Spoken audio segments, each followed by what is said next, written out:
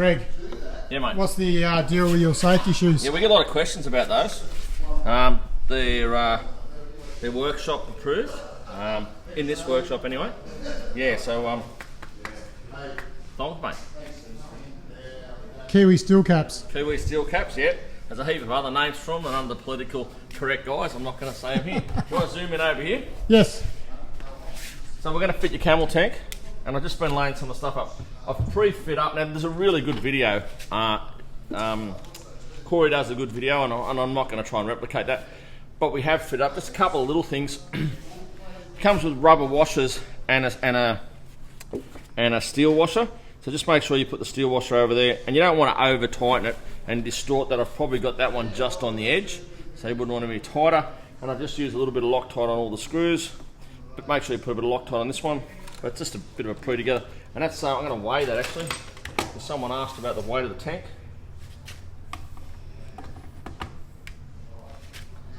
So it's 2 kilos, just a fraction over 2 kilos, and 147 grams. Okay, so that's, yeah, so that adds to that at the back, empty. Now my camel tank started at 5.1 litres. The other day I noticed I could put 5.5 litres in it, so I probably have had a bit of expansion. Safari tanks are good for expansion.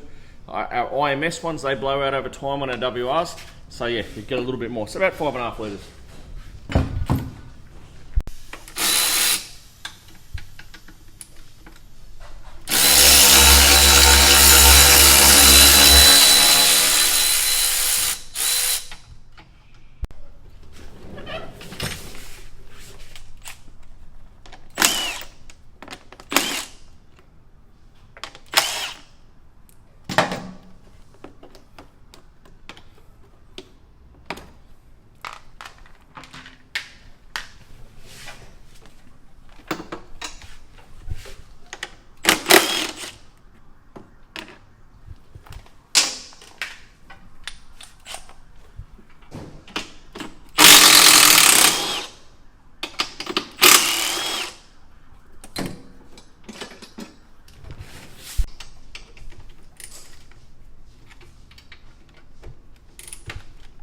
Flame stickers are good, aren't they?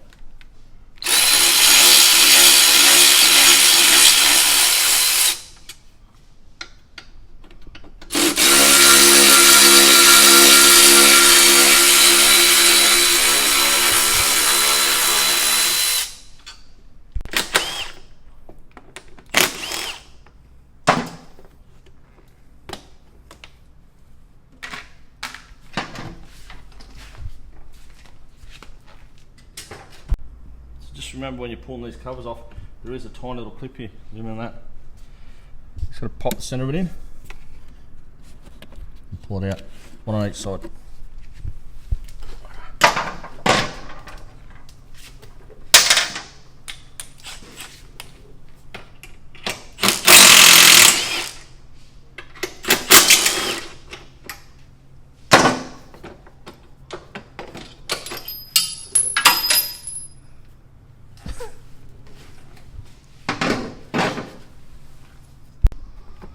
You got any tips for when you're doing this, Greg? Well, normally, Any secrets? and normally if you fit in this camel tank and you haven't got a set of racks on, you don't have to go that far into it. Now, because depending on what kit you're using, there's a couple of different camel kits. Because we've got the standard tail tidy and we're retaining the standard tail tidy, we have to put these bigger bolts in. And we'll cover off some more stuff about these bolts later. Okay, and Corey's come up with an awesome little trick for that, so we'll cover that off. But yeah, the other thing we're going to have a problem with is this here is going to be an issue with the camel tank. I think you're going to have to lose that, mate.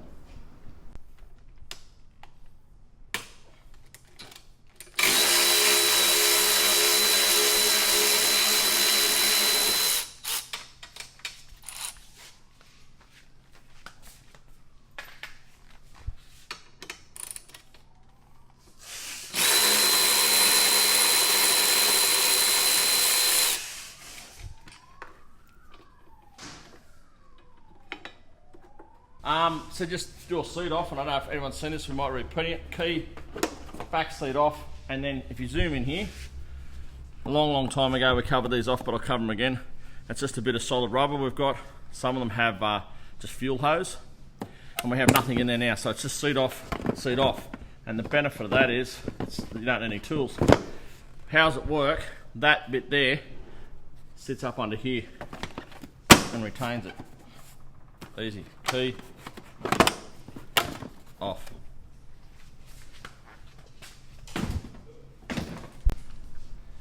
Having bent and broken one of these, always take it out because you can lean on it and damage it. So don't leave it in there when you're working on your bike. There's a tip.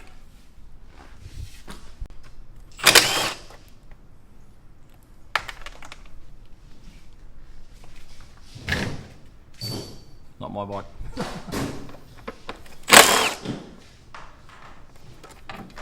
What are you doing there, guys? Oh, there's just a heap of these little screws here, 5 of them. Hold the plastics on, so that should be off.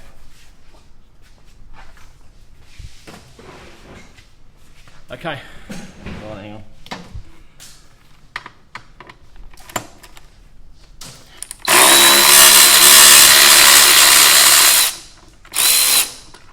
You wouldn't normally be taking this off, but because it's on here, we have to.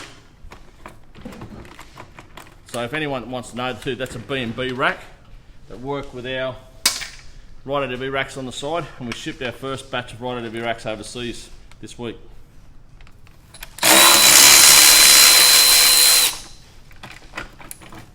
With our good friends at Australia Post. That's sarcasm.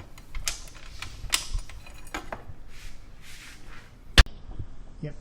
So there's 4 10mm headed bolts up here. You want to zoom up in there.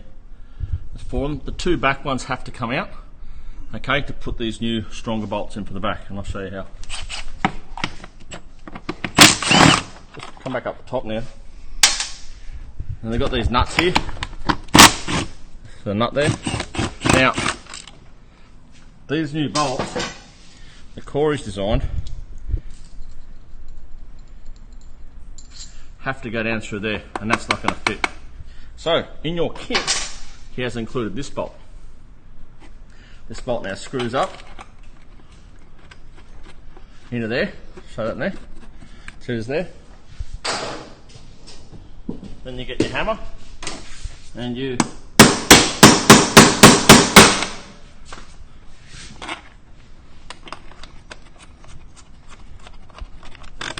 there's the nut there. You can see it's been spun, tack welded in. So now we've got these spacers. There's 2 spacers, spacer on there, and then the bracket for the tank. Washer, and then the nut.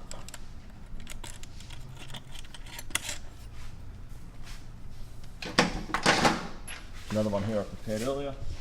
I'm just going to, oh, there it is.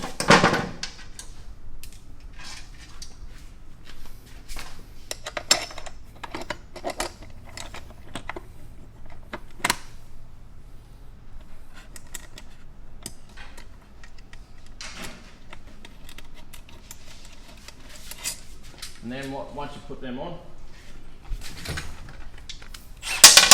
you just tension them up.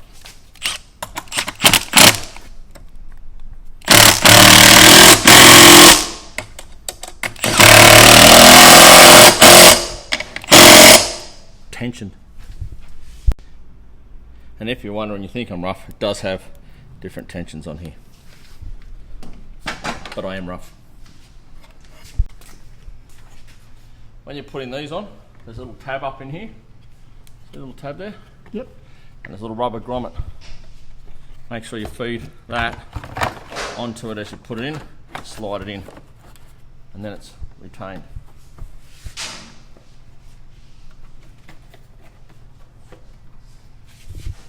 Close up. Put these little tabs back in, because what you did was you pushed it in over centre.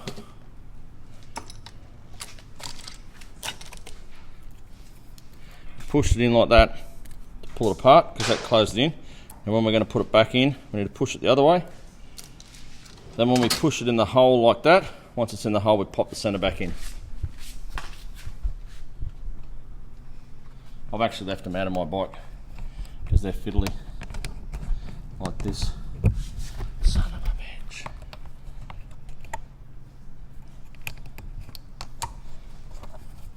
Back in.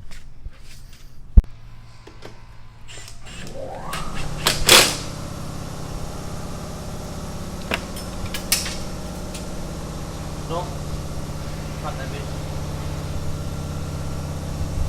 No, cut that bit. It's going to bloopers. It looks awkward. I look uncoordinated.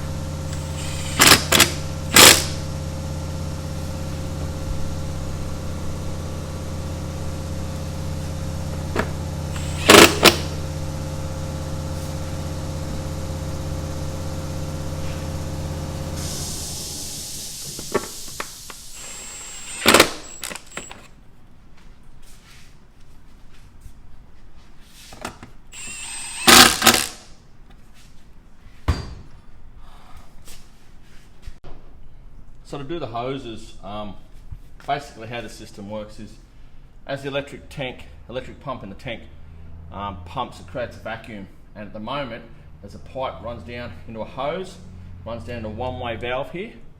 One-way valve then runs through a charcoal canister and comes out around the other side here, Clay. Down here, there's your charcoal canister, and it comes out down there. So that's where the vacuum comes.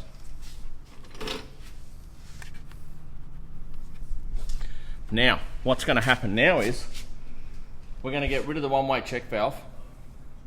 The vacuum will now create down and into a pipe that comes to the bottom of the Camel tank here, and then at the top of the back of the Camel tank, the vacuum will go back down, in through the charcoal canister and back in through here.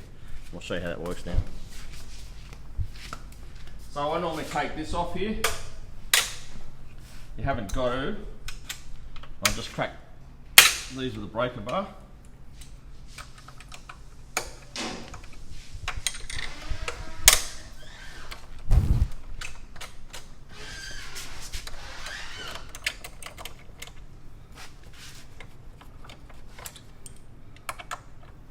There's me like.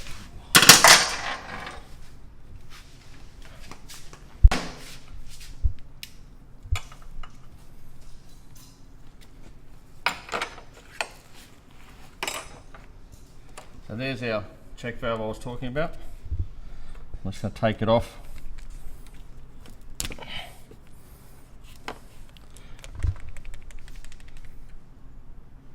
Check valve. If you don't reuse it, get rid of these.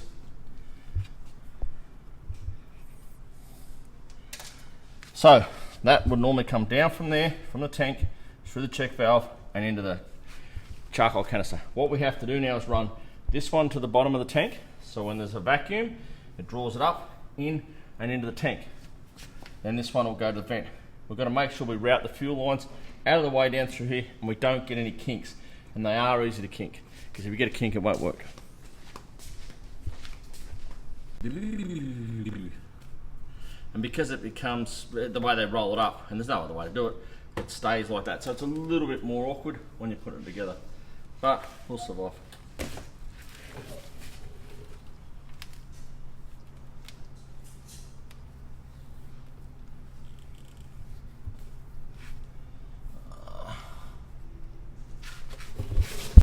So what I'm going to try today is I'm actually going to get this long screwdriver. It's for long screws. You want a long screw. And I'm going to stick it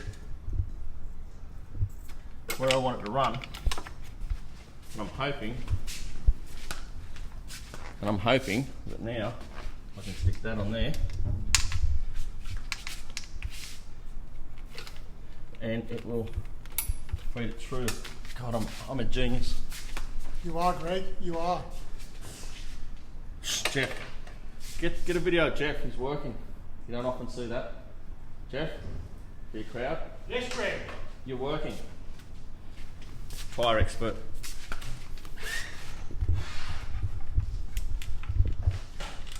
So the Nilex line I've got here is the one that returns to the charcoal canister.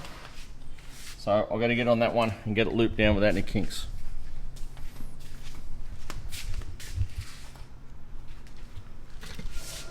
clip on those.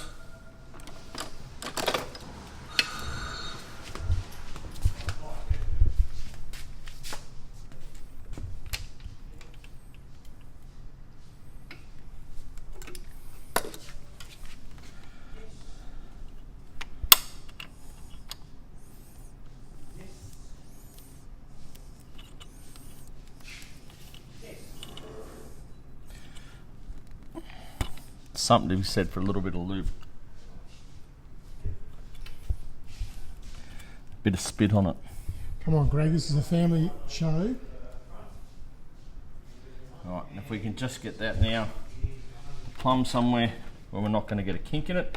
So what I'll probably do is push a bit more through, and I'll probably put it up there something like that. There's no great sharp kink in that. So that's probably going to be how that works. That one, alright. Now, I've got to find the other one that I just lost while I was pushing and pray. Here it is. I'll work on that one.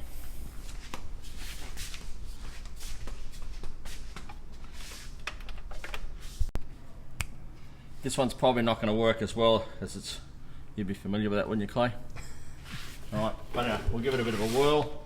So basically, if you look through here, Clay, and just grab a light out of my toolbox, back up.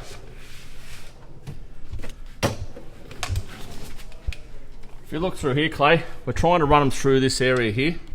There's nothing there to foul, okay? And then I'm going to loop them in behind the frame cross member there, bring them out through here and onto the tank here in this area here. We'll cover that off in a bit more.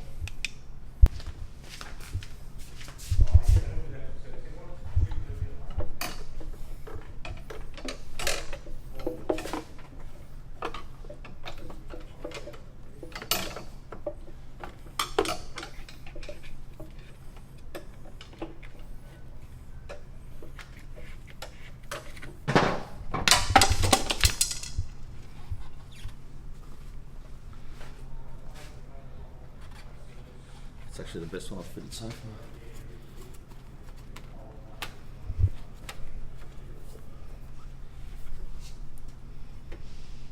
far. Righto.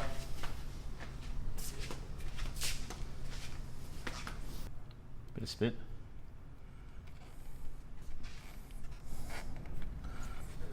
Probably need to get that out of the way a bit more.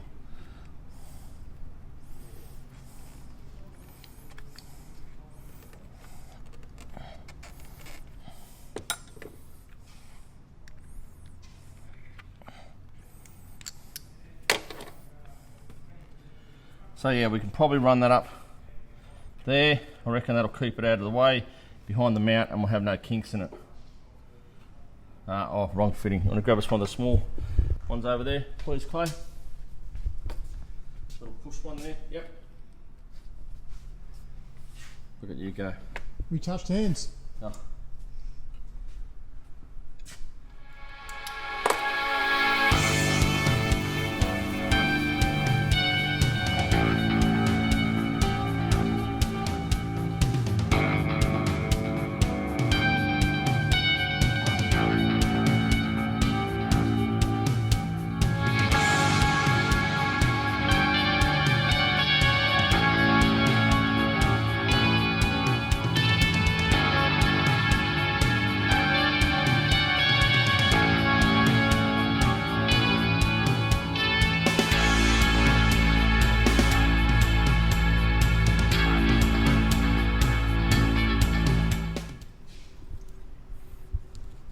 Now normally, what I'd do, if it was my bike, I'd cable tie that, but it's clay, so it doesn't really matter. No one cares.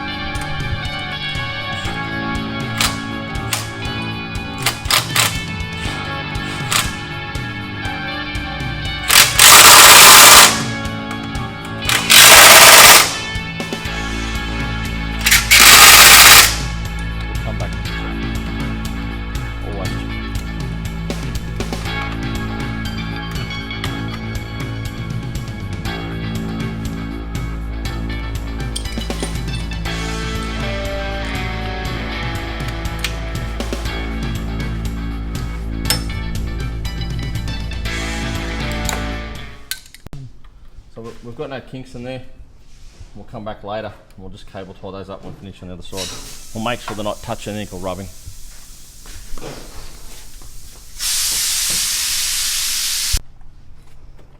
Okay, what line is that, Greg? That line there's the vent line. So that's coming from the top of the tank, back through the charcoal canister and back to atmosphere.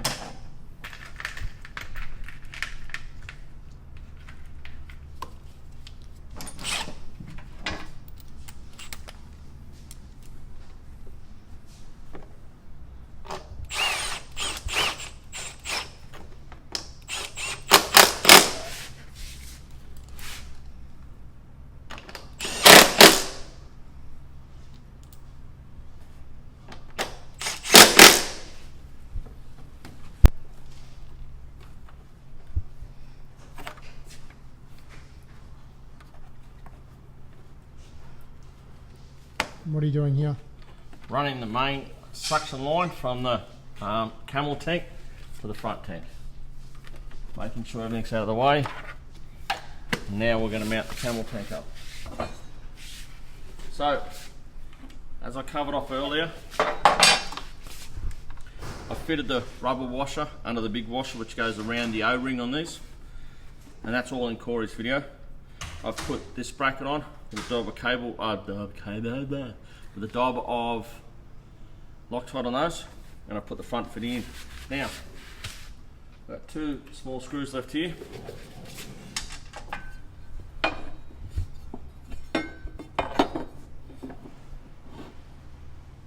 I'm going to put these in with no Loctite, but I'm only going to do them finger tight because I'm going to need to slide them back up and down like that. Again, it's covered off in Corey's excellent video.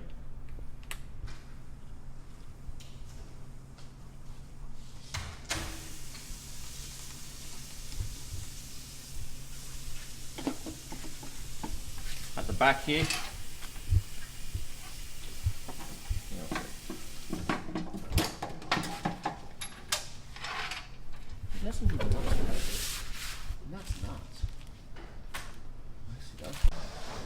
I'm just going to dummy fit it with these shorter bolts that are included in the kit. I'm also going to work out where I'm going to put the little suction pads on to run this line up here. I just want to have a look at it in place.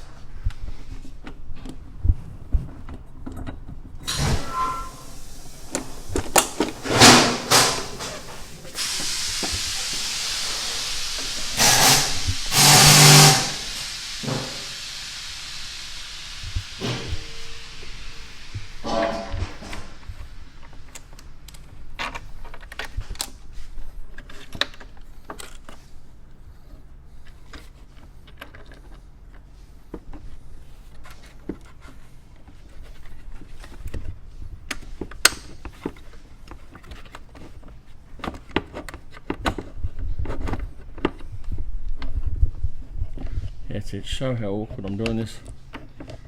Trying to stay out of the camera's way. Okay, so this line here has now got to run up the back there. It's going to meet this line here. How much lube was applied in that one? Mate, that was an extra bit of to take you back to your fluff for days. Leave that out. It's not family rated.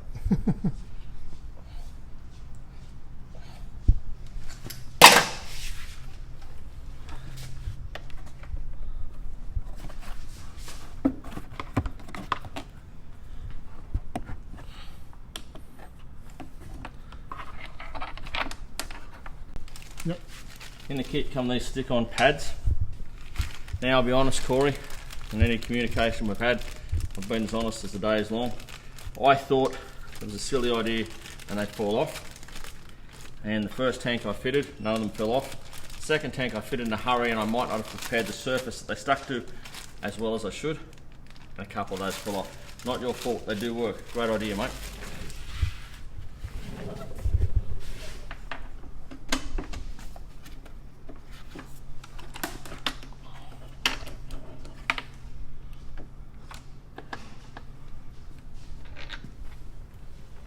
Now it's explained very well in his video where you stick these pads up in here, okay, and out of the way.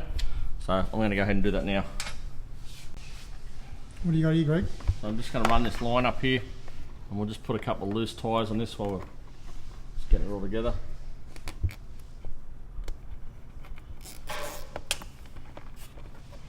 Okay, and we'll come back and visit that in a minute. I've got to join all this up, so happy days.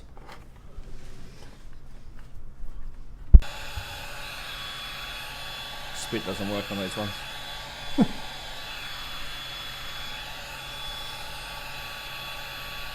You don't want to make it too hot. Just want to make it hot enough.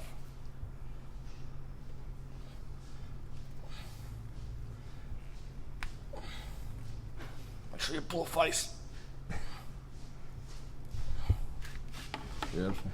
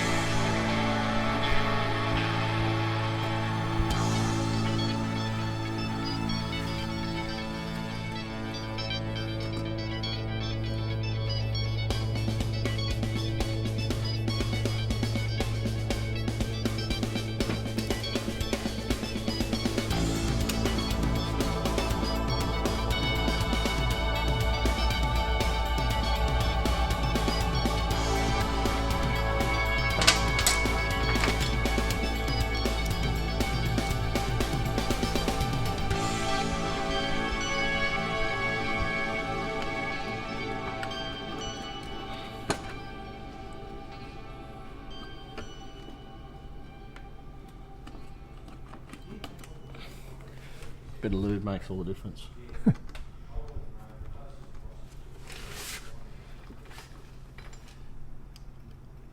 These rubber lines, after a few thousand kilometres, you might just want to go over and nip them up because the rubber will shrink a little bit. And we'll cable tie that up into there, out of the way, sort of like that when we finish. Alright.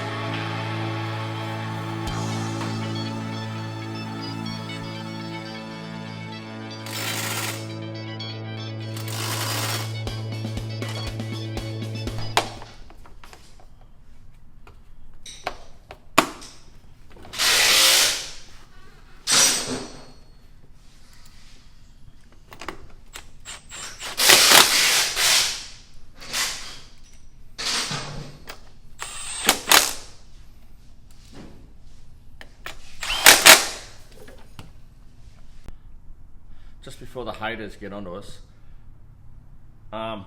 why does he have a Camel tank, a main tank, and a rotor pack? Because clay is a sweep, okay? And sweep's job sometimes is people that will ride past the petrol station. Here in Australia, it's a long distance between fuel stops. We have two sayings at ADV. There's only two times. One, when do you have too much fuel, Clay? When you're on fire? That's it. You have too much fuel when you're on fire. And people go, oh, I don't want to fill my bike up because it'll be too heavy.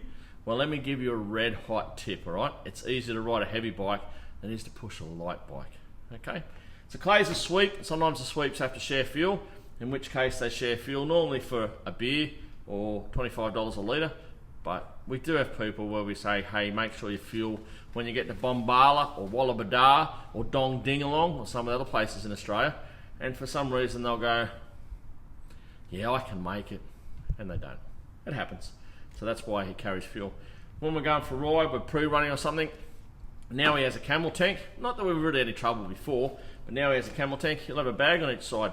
He'll have his tools, his tube, his compressor, and then full of beauty products. If you've seen the head on Clay, he needs his beauty products.